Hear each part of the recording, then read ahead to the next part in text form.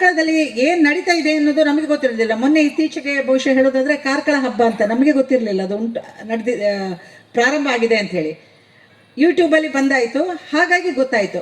ಹಾಗೆಯೇ ಎಷ್ಟೋ ಘಟನೆಗಳು ಇಲ್ಲಿ ಏನು ನಡೀತಾ ಇದೆ ಅನ್ನೋದು ಒಂದೊಂದು ಮೂಲೆಯಲ್ಲಿರುವಂತಹ ಘಟನೆಗಳು ಕೂಡ ಈ ಯೂಟ್ಯೂಬ್ ಮೂಲಕ ನಮಗೆ ಗೊತ್ತಾಗ್ತದೆ. ಹಾಗೆಯೇ ಎಷ್ಟೋ ಮಂದಿ ಯೂಟ್ಯೂಬರ್ಸ್ಗಳು ಏನು ಮಾಡ್ತಾ ಇದ್ದಾರೆ ಅಂತ ಹೇಳಿದರೆ, ಇಲ್ಲಿರುವಂಥ ಹೋಟೆಲ್ಗಳ ಬಗ್ಗೆ, ಇಲ್ಲಿನ ಆಗಾಗಲೇ ಹೇಳಿದರು ಅವರು, ಇಲ್ಲಿನ ದೇವಸ್ಥಾನಗಳ ಬಗ್ಗೆ, ಈ ಊರಿನ ವಿಶೇಷತೆಗಳ ಬಗ್ಗೆ ಸಾಕಷ್ಟು ಯೂಟ್ಯೂಬ್ಗಳು ಬರ್ತವೆ. ಅದರಲ್ಲಿ ನಾನು ಹೆಚ್ಚು ನೋಡೋದು ಯಾವುದು ಅಂತ ಹೇಳಿದ್ರೆ ಈ ಊಟ ತಿಂಡಿಗಳ ಬಗ್ಗೆ, ಮಾಡೋದಿಲ್ಲ, ನೋಡೋದು ಮಾತ್ರ, ಅದನ್ನೆಲ್ಲ ನೋಡ್ತಾ ಇರ್ತೇನೆ. ಹಾಗೆ ಇನ್ನು ಬೇಕಾದಷ್ಟು ಮಾಹಿತಿಗಳು ನಮಗೆ ಅದರಲ್ಲಿ ಸಿಗ್ತವೆ.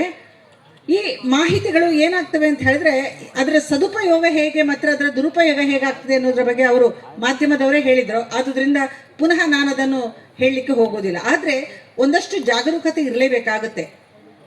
ಮಾಧ್ಯಮ ಎನ್ನುವಂಥದ್ದು ನಮ್ಮ ಕೈಯಲ್ಲೇ ನಮ್ಮ ಮೊಬೈಲಲ್ಲಿ ನಮಗೆ ಎಲ್ಲವೂ ಸಿಕ್ಕೋದ್ರಿಂದ ನಮಗೆ ಬಹಳಷ್ಟು ಮಾಹಿತಿಗಳು ಸಿಗ್ತವೆ.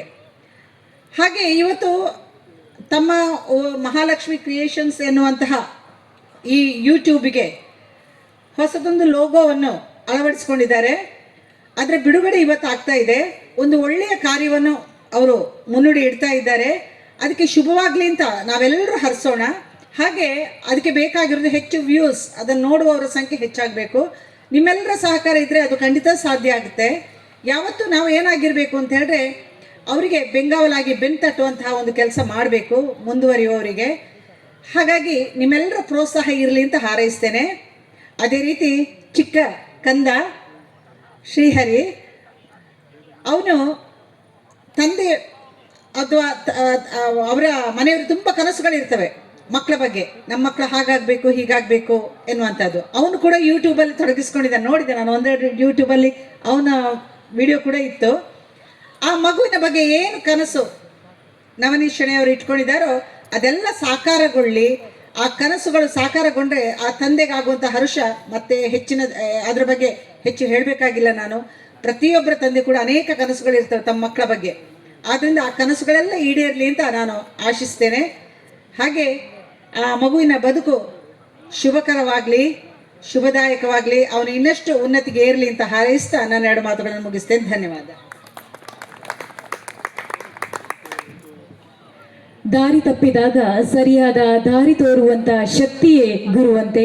ಅಂಥ ಗುರುಗಳ ಸ್ಥಾನದಲ್ಲಿದ್ದುಕೊಂಡು ಇಂದು ಡಿಜಿಟಲ್ ಯುಗದ ಮಾರಕಗಳ ಜಾಗೃತಿಯನ್ನು ಕೂಡ ಮೂಡಿಸುತ್ತಾ ಕಾರ್ಯಕ್ರಮವನ್ನು ಉದ್ದೇಶಿಸಿ ಶುಭ ಹಾರೈಕೆಗಳನ್ನಾಡಿದಂಥ ಮೇಡಮ್ ತಮಗೆ ಅಭಿನಂದನೆಯನ್ನು ಸಲ್ಲಿಸುತ್ತಾ, ಇದೀಗ ಶ್ರೀಹರಿ ಶೆಣೈಯವರ 5ನೇ ವರ್ಷದ ಹುಟ್ಟುಹಬ್ಬವನ್ನು ದೀಪ ಪ್ರಜ್ವಲನೆಯ ಮೂಲಕ ಈಗಾಗಲೇ ನಾವು ಸಂಭ್ರಮಿಸಿದ್ದಾಯ್ತು. ಕೇಕ್ ಇಲ್ಲ ಅಂದ್ರೆ ಹೇಗೆ? ಸೊ ಕೇಕ್ ಕತ್ತರಿಸುವ ಮೂಲಕ ಸಂಭ್ರಮಿಸೋಣ ಅಂತ ಹೇಳ್ತಾ, ಈ ಒಂದು ಸಂಭ್ರಮದಲ್ಲೂ ವೇದಿಕೆಯಲ್ಲಿರುವಂತಹ ಅತಿಥಿ ಅಭ್ಯಾಗತರು ಜೊತೆಯಾಗಬೇಕಂತ ಕೇಳಿಕೊಳ್ತಾ ಇದ್ದೇನೆ.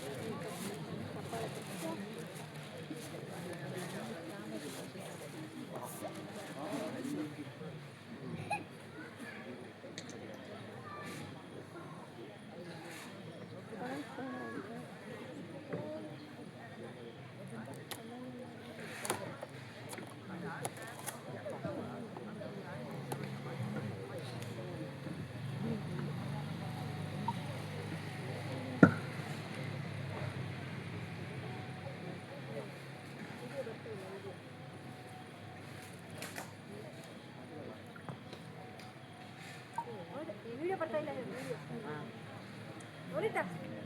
वीडियो है ना वीडियो